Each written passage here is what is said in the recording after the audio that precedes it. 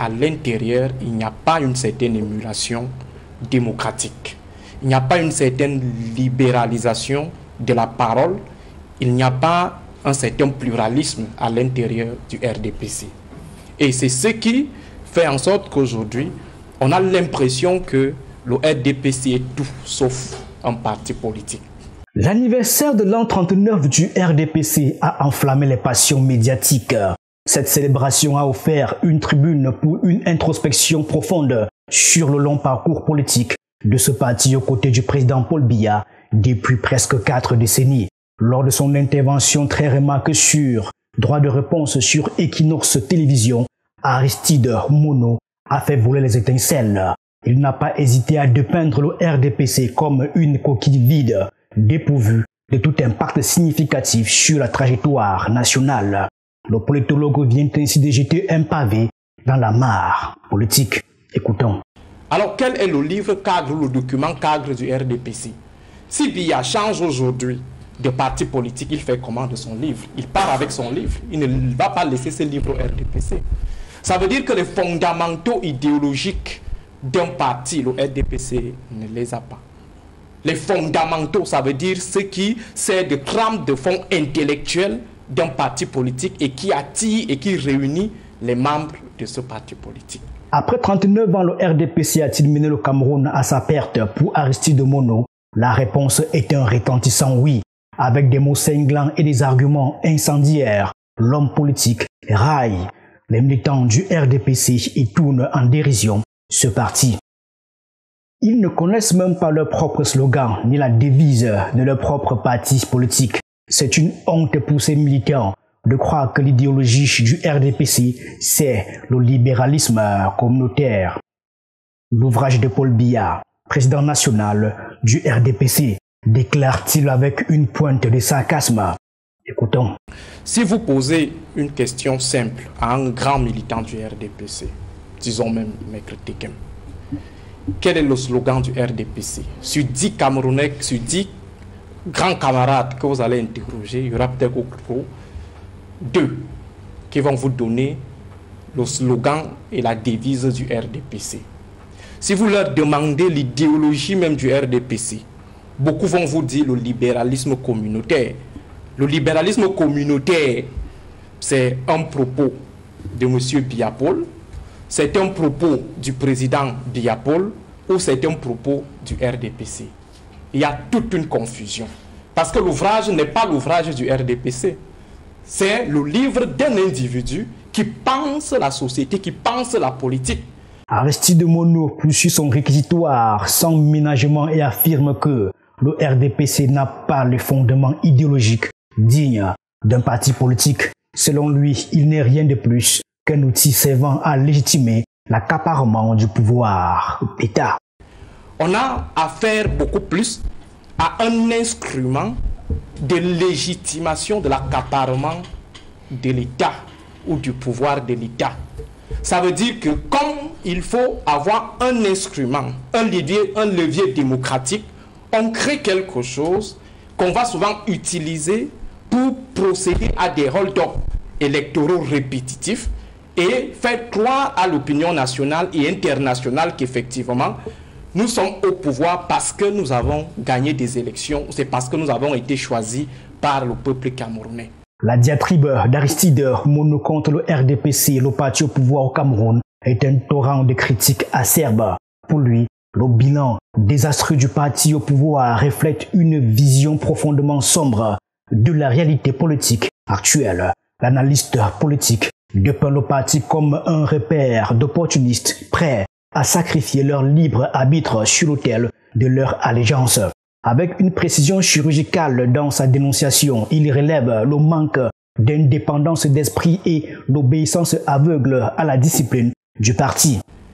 Le RDPC est un conglomérat d'opportunistes. Ça veut dire que la plupart des personnes qui gèrent le RDPC sont dans ce parti par opportunisme. La preuve en est que tous sont sous la dictature de la discipline du parti. Il n'y a aucun élément du RDPC au cadre de ce parti qui soit à même de pouvoir s'assumer, s'autodéterminer à partir d'une ligne programmatique ou idéologique, disons même doctrinale. Il n'y a aucun membre du RDPC. Aristide Mono exprime un profond regret et une indignation face à l'appétit insatiable des privilèges au sein du parti au pouvoir. À ses yeux, les dirigeants du RDPC semblent prêts à tout pour préserver leurs avantages, ce qui, pour lui, s'apparente tout simplement à un égoïsme flagrant et une soif inextinguible de maintenir leurs privilèges personnels. Tout le monde est obligé de faire de la plat-ventrisme. Parce que si vous essayez de vous élever au-dessus de la dictature du parti, vous allez perdre des privilèges. Ce sont ces privilèges-là que les gens cherchent au RDPC. Ça veut dire tous ces ministres, tous ces députés que vous voyez là au RDPC ne sont pas là parce qu'il y a une doctrine quelconque qui les attire, qui capte leur attention. C'est parce qu'on se dit, on est dans une situation de précarité, on est dans une situation de misère, on est dans une situation de quête permanente de promotion, on est dans une situation de sécurisation de nos affaires. Il enfonce le clou dans sa critique cinglante envers le RDPC. Il fustige la masse qui compose le parti. Il la décrit comme dépourvue de compréhension politique. Pour lui, cette masse suit le parti par pur mimétisme et manque cruellement de réflexion critique. Il évoque également l'oppression du tribalisme sur la liberté des choix et d'expression au sein du RDPC. Et lorsque vous regardez la masse qui constitue le RDPC, vous avez soit des zombifiés, ça veut dire des individus qui ne comprennent absolument rien de la politique, qui adhèrent au RDPC par mimétisme, parce qu'ils estiment que le changement est porteur de déstabilisation, le changement est porteur de crise, de conflit, et ils adhèrent au RDPC. Il y a également ceux qui suivent le RDPC par tribalisme, pas forcément le tribalisme défensif, mais le tribalisme offensif. C'est-à-dire que si on n'adhère pas, l'autre tribu risque de venir récupérer le pouvoir. Et on est obligé d'aller faire allégeance au RDPC. L'homme politique pointe également du doigt les contraintes imposées aux hauts fonctionnaires pour rejoindre les rangs du RDPC. Selon Aristide Mono, l'autocensure devient leur unique recours par peur de sanctions disciplinaires ou d'exclusion. Chaque haut fonctionnaire de l'État, quel que soit son niveau, ça veut dire au niveau local, au niveau national, chaque haut fonctionnaire est obligé d'adhérer au RDPC. C'est l'autocensure. Sinon, ce sont des affectations disciplinaires, sinon, ce sont des déchéances, sinon, ce sont des exclusions.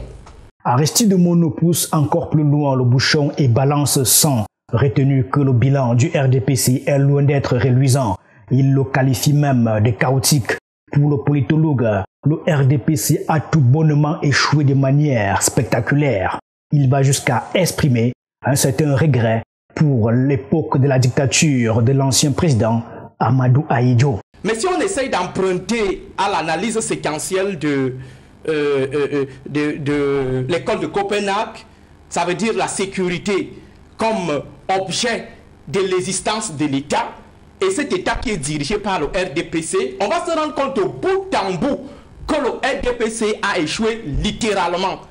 Et à un moment donné, on a envie de regretter la dictature d'Ahidjo. Imaginez que 40 ans après, nous soyons en train de regretter Ahidjo. Biya n'a pas pu effacer Ahidjo avec ses contre-performances de la carte mentale des Camerounais ou de la société camerounaise. En 40 ans, il n'a pas pu faire en sorte qu'on oublie Ahidjo. Poursuivant sa critique acerbe sur le plan de la sécurité, il affirme que le bilan du RDPC est également désastreux. En s'appuyant sur des chiffres accablants, il expose les conséquences catastrophiques des crises sécuritaires qui ont secoué et qui continuent de secouer le Cameroun. Boko Haram a fait près de 8000 morts depuis 2013 et la crise anglophone a causé plus de 6000 décès. Un bilan véritablement macabre qui ne peut être minimisé selon Aristide Mono. Au niveau de la sécurité militaire, ça veut dire la capacité à mettre les Camerounais à l'abri des attaques militaires. Nous avons le bilan de Boko Haram. Près de 8000 morts depuis 2013 et avant même. Vous avez le cas de la crise anglophone. Les derniers chiffres de 2022, je crois, d'International Crisis Group parlent de plus de 6 000 morts. Ça veut dire entre 2017 et 2024, et 2022, nous sommes à plus de 6 000 morts. Est-ce que ce bilan macabre est à relativiser? Même en ce qui concerne la sécurité sociétale, l'homme politique adopte un ton encore plus incisif. Le bilan est loin d'être réluisant. Il le qualifie également le bilan économique de chaos total et dénonce la catastrophe sur les plans environnemental et politique. En somme, pour Aristide Mono, le RDPC semble dépourvu de toute vision pour la société camerounaise. On a eu la montée de l'extrémisme islamiste dans le Grand Nord avec une adhésion massive des populations à l'idéologie de Boko Haram. On a vu du côté de la zone anglophone l'adhésion massive de certains Camerounais à l'idée de la création d'un nouvel État, l'État de l'Amazonie. Maintenant, si on prend la sécurité économique, c'est également tout un chaos. Il y a tout dans le RDPC sauf la poursuite d'une vision de la société ou une autre façon de voir le management de la société. Pour conclure, comme à chaque fois, nous souhaitons souligner l'importance de la réflexion critique et du débat constructif dans notre compréhension des enjeux politiques au Cameroun. Les opinions divergentes nous permettent d'approfondir notre vision du monde qui nous entoure et c'est en partageant justement ces idées que nous pouvons contribuer à un dialogue constructif pour l'avenir de notre pays, le Cameroun. Un merci chaleureux à chacun d'entre vous pour votre participation attentive à cette discussion et à bien d'autres encore. Vos réactions et commentaires peuvent également enrichir cette analyse. À très bientôt.